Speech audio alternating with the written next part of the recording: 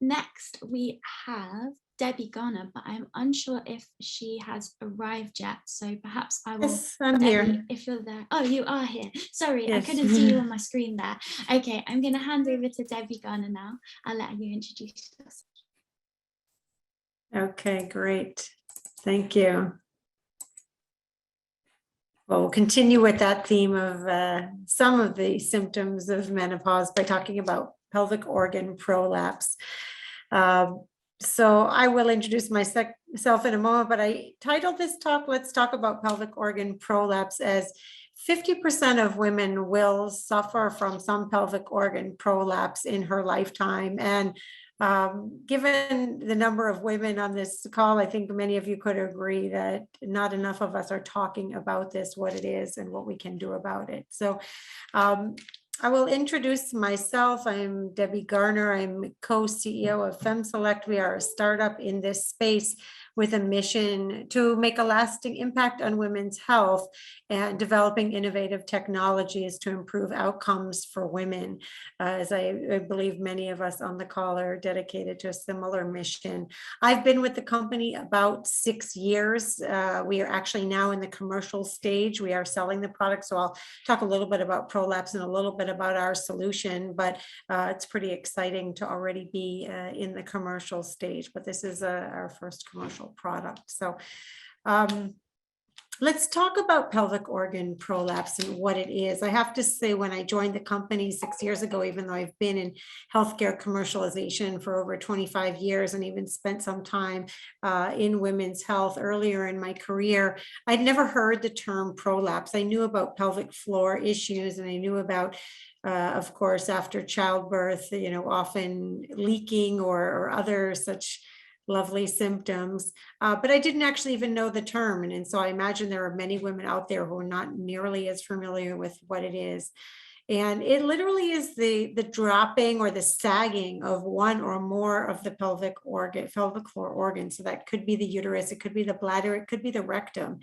It is usually the result of a combination, perhaps vaginal childbirth, could even be just one child, sometimes depending on how they come out and how many come out, that can have an impact, as well as genetics, menopause plays a role, estrogen levels, etc. And when the pelvic floor loses that support, then the organs can sag. As you can see here, this is a picture of the uterus that's dropped.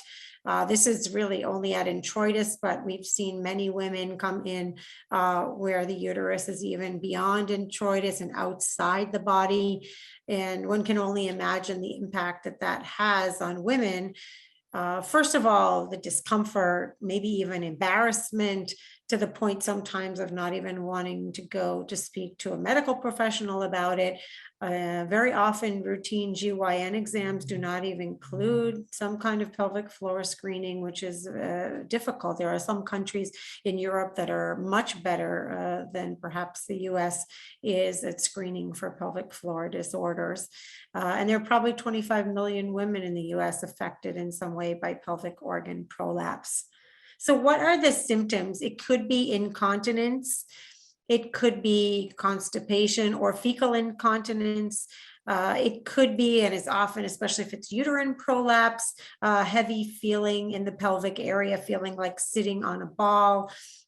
So as you can imagine, that would have an impact on daily activities, even just such as walking your dog or bringing groceries in the house, carrying a toddler, and impacts daily living. Now, of course, not life-threatening, but definitely impacting daily life. Now, what are the choices for women in this category? I have to say the choices are not great. We believe, until our solution came along. But even putting that aside, at the moment, the way most women manage it is either a severely invasive procedure, something like a hysterectomy or an invasive pelvic floor procedure.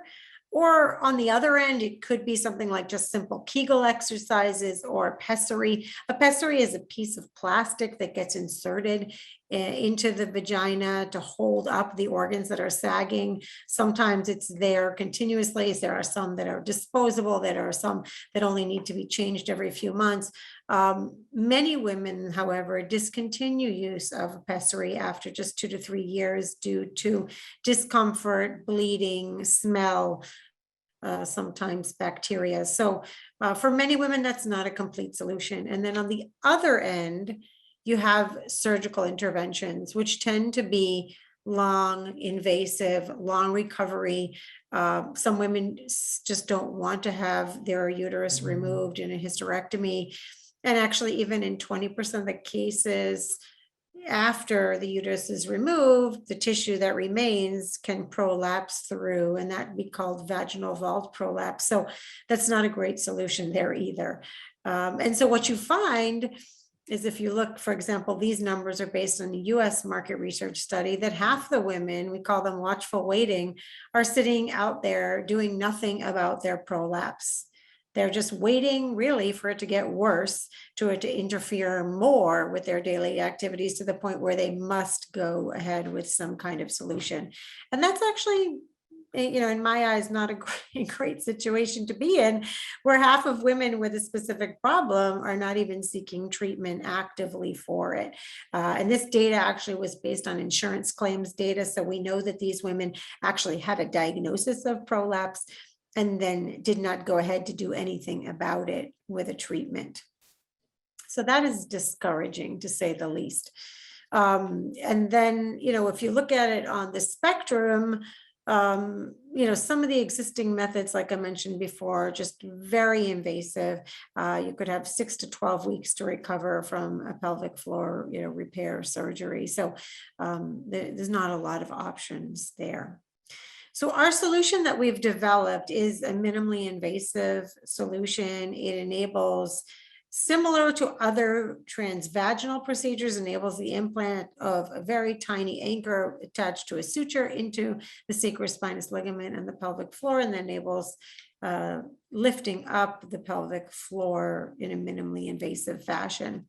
And so what we think this will do for the market is to help create a place that's in between highly invasive options and non-invasive options, and offer an option to women who have been diagnosed and have done nothing about it, or even those who are sitting on the sidelines and haven't even bothered to go get a diagnosis, and just don't even see an option. And there are many, many women out there like that.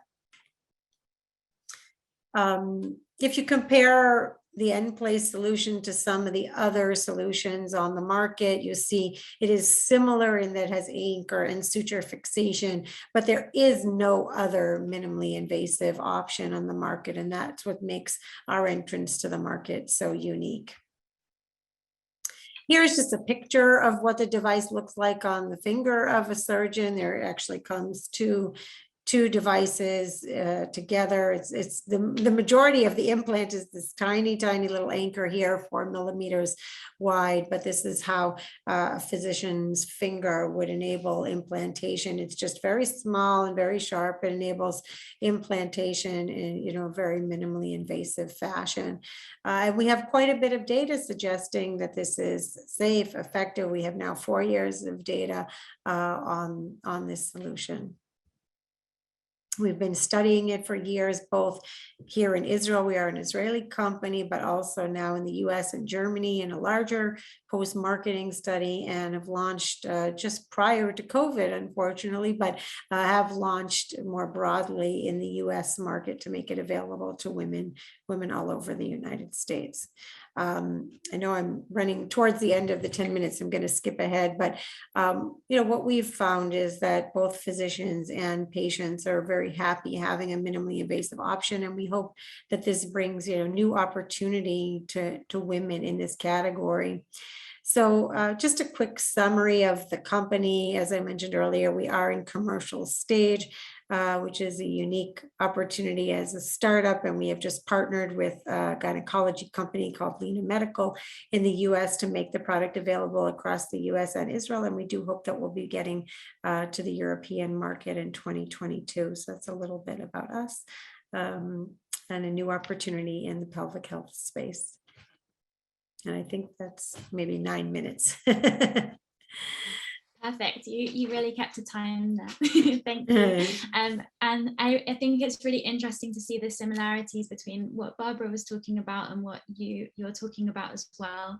And I'm sure that will be a common theme around kind of shame and stigma, lack of medical knowledge and research, and women just not wanting to seek treatment.